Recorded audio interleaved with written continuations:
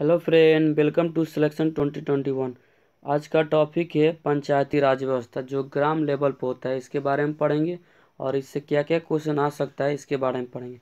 देखिए, पंचायती राज व्यवस्था को स्थानीय स्वशासन के नाम से भी जाना जाता है, ठीक है। और स्थानीय स्वशासन का जनक लॉर्ड रिपन को माना जाता है। भारत में स्थानीय स्वशासन लागू कब हुआ था? तो 1882 में। किसके द्वारा? तो लॉर्ड रिपन के द्वारा। चलिए देखिए, पंचायती राज व्यवस्था का उल्लेख अनुच्छेद 40 में है, जो राज्य के नीति निर्देशक तत्वों के अंतर्गत आता है, डीपीएसपी के अंतर्गत, ठीक है। हम लोग राज्य के नीति निर्देशक तत्वों के बारे में इसके पहले वीडियो में पढ़ चुके हैं। तो प्रारंभ में पंचायती राज व्यवस्था जो है अनुच्छेद 40 में इसका वर्णन किया गया है, ठीक है।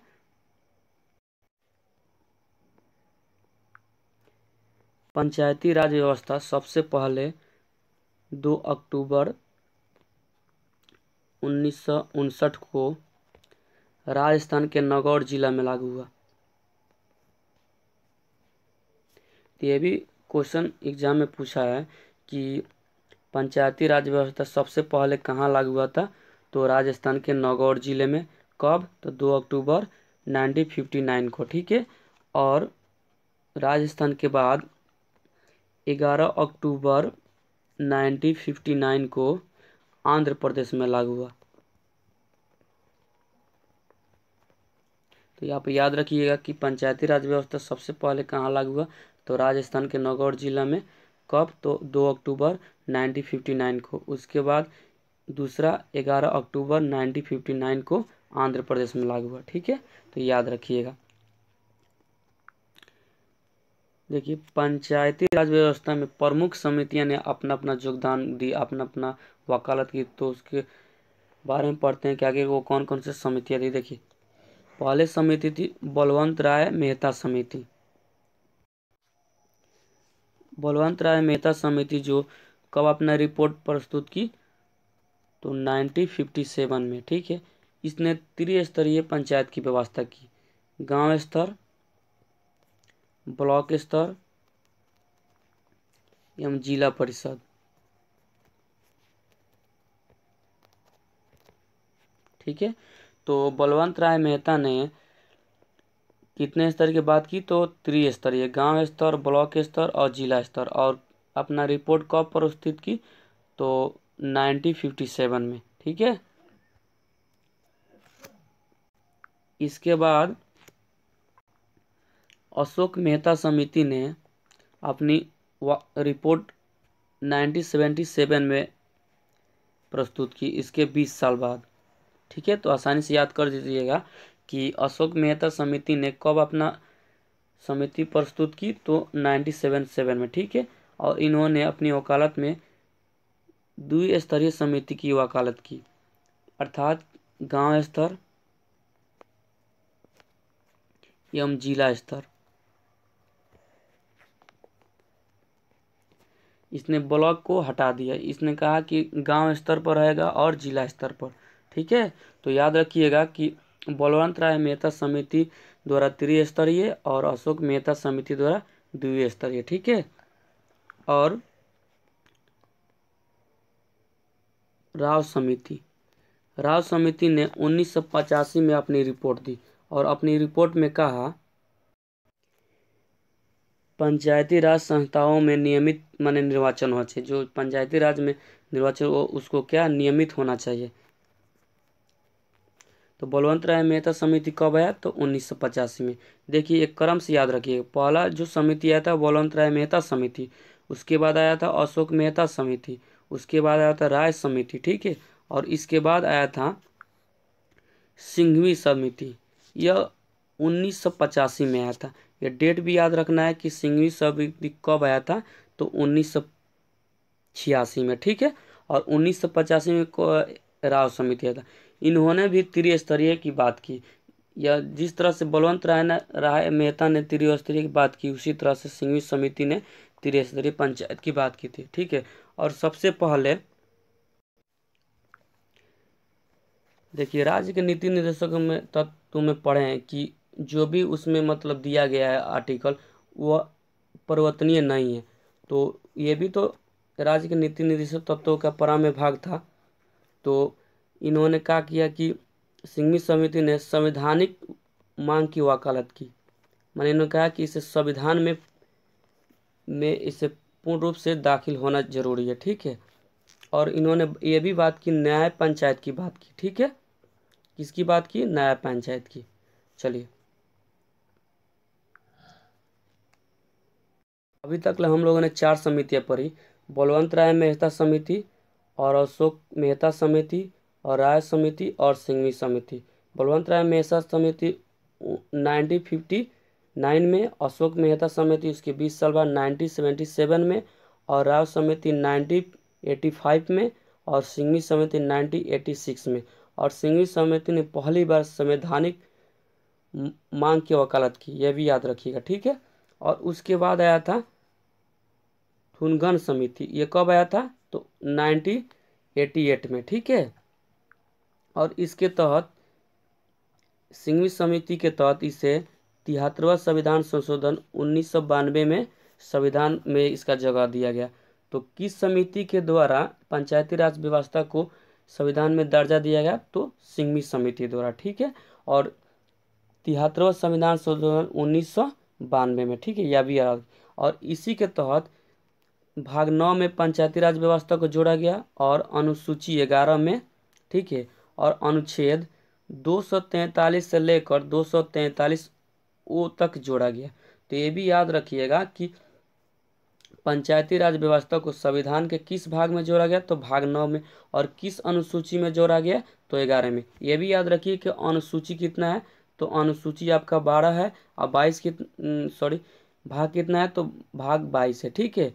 और ये भी क्वेश्चन पूछ सकता है कि किस अनुच्छेद में जोड़ा गया? तो 243 से लेकर 243 ओ तक, ठीक है। चलिए, तो आगे बढ़ते हैं। और इसमें यह भी जोड़ा गया पंचायती राज व्यवस्था में कुल कितने विषय थे? तो कुल आपका 29 विषय थे। जैसे गांव का विकास करना, पीने वाला पानी का प्रबंध करना, पशुओं के लिए चारा का प्रबंध करना, सड़क का निर्माण करना, पुस्तकालय बनाना, बेदारे मेले का संस्कृति कार्य करना, एवं महिला एवं विकास कार्य करना, ये सब विषय थे। टोटल कुल कितने विषय थे? तो 29 विषय थे, ठीक है। तो चलिए, अब देखिए पंचायती राज व्यवस्था में जो है आरक्षण की बात की है, ठीक है। आरक्षण में क्या है कि जिस जिस राज्य में पंचायती राज व्यवस्था लागू होगा उसमें महिलाओं के लिए न्यूनतम 1/3 सदस्य होना चाहिए। यानी मान लीजिए कि 90 है तो इसका 1/3 यानी 30 होना चाहिए, ठीक है। ये भी याद रखिए। और SC ST के लिए भी आरक्षण की बात की गई थी, लेकिन इसमें क्या है कि जनसंख्या की बात की गई थी। जनसंख्या के हिसाब से इनके सीटों का दिया जाएगा, ठीक है। और ये भी बात की गई थी कि 73वां संविधान संशोधन 1992 में कि 20 लाख जनसंख्या, 20 लाख से अगर कम जनसंख्या जहाँ है वहाँ पे द्विस्तरीय व्यवस्था की जाएगी। यानी गांव स्तर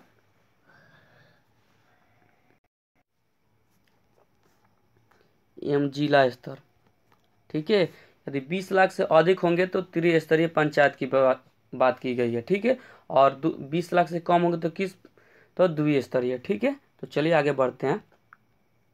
अब देखिए पंचायती राज व्यवस्था जो है उसका चुनाव कैसे होता है? तो देखिए इनका चुनाव जो होता है ना प्रत्यक्ष विधि द्वारा होता है, ठीक है। और इसमें वो चुनाव लड़ सकते हैं जिनका उम्र 21 वर्ष से अधिक हो, 21 वर्ष होना चाहिए, 21 वर्ष से कम नहीं। देखिए यहाँ पर आदमी कंफ्यूज होता है। देखिए लोकसभा में पढ़ा है कि 25 वर्ष, राज्यसभा में पढ़ा है 30 वर्ष, विधानसभा में पढ़ा है 25 वर्ष और विधान परिषद में पढ़ा है 30 वर्ष। तो ये सब आदमी के दिमाग में रहता है 25 से। नहीं दोस्तों, इसको याद रखिएगा कि जो पंचायती ग्राम पंचायत का चुनाव होता है उसमें कम से कम मिनिमम एज चाहिए 21 वर्ष, ठीक है। चलिए, अब देखिए इनके कार्यकाल के बारे में पढ़ लेते हैं कि आगे ग्राम पंचायत का कार्यकाल कितने वर्ष का होता है। तो देखिए ग्राम पंचायत का कार्यकाल जो है 5 वर्षों के लिए होता है। अगर इस 5 वर्ष के पहले अगर विघटन हो जाता है तो 6 मंथ के अंदर 6 मंथ के अंदर पुनः चुनाव करा लिया जाता है। ठीक है, चलिए देखिए अब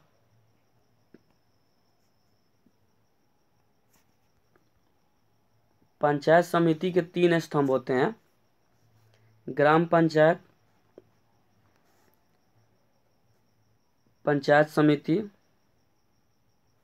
एवं जिला परिषद। ठीक है,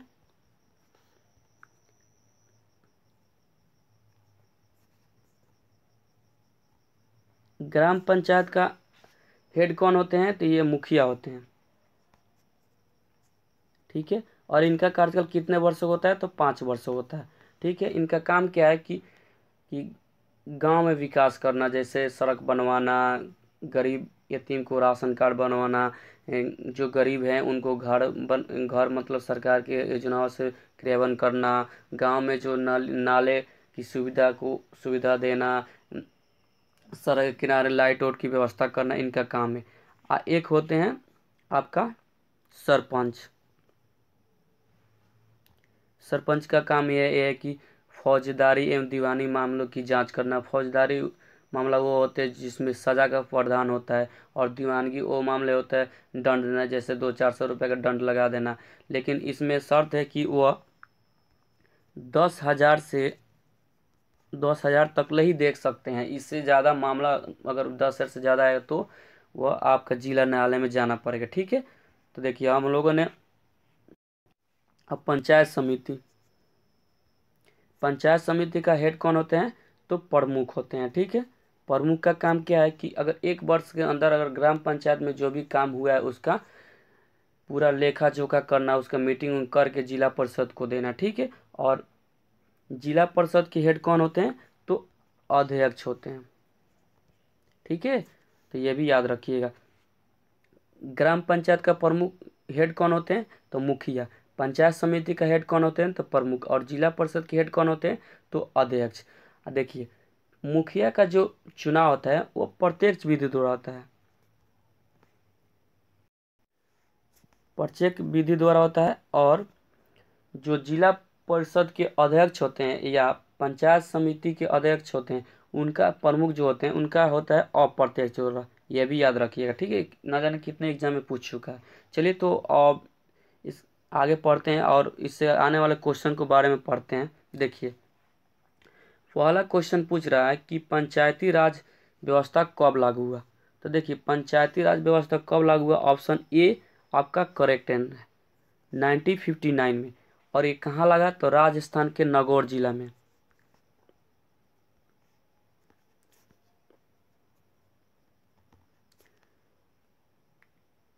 उन्नीस सौ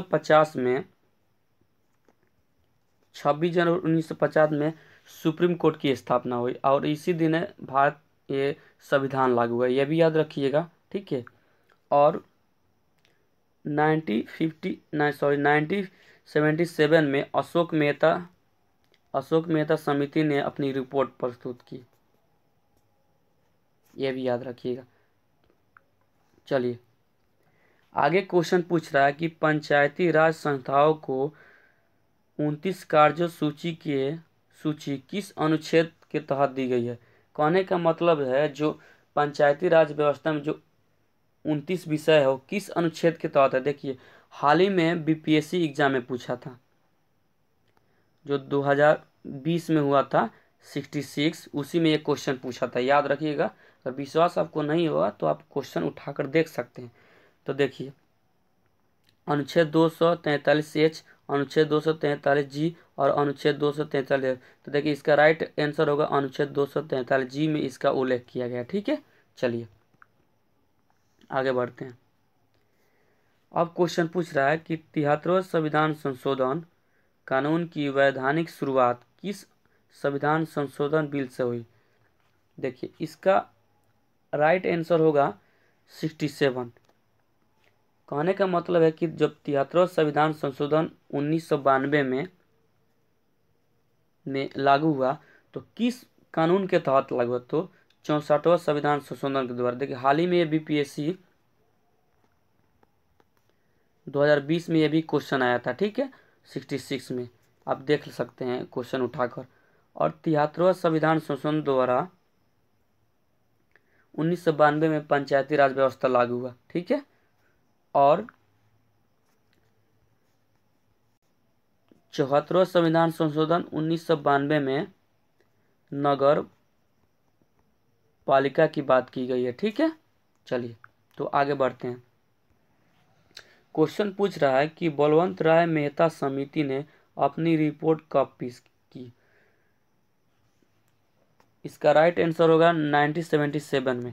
अशोक मेहता समिति ने 1977 में अपना रिपोर्ट प्रस्तुत की और राज समिति ने 1985 ने अपनी समिति प्रस्तुत की। और चलिए तो आगे बढ़ते हैं। और एक याद रखिएगा 1956 में सिंघवी समिति ने अपनी रिपोर्ट प्रस्तुत की। ठीक है। तो चलिए आगे बढ़ते हैं। आगे क्वेश्चन पूछ रहा है कि द्विस्तरीय पंचायत समिति की वकालत किसने की। तो हम लोगों ने जस्ट इसके पहले पढ़े कि द्विस्तरीय पंचायत की व्यवस्था अशोक मेहता समिति ने बात की। कब? तो 1977 में। ठीक है।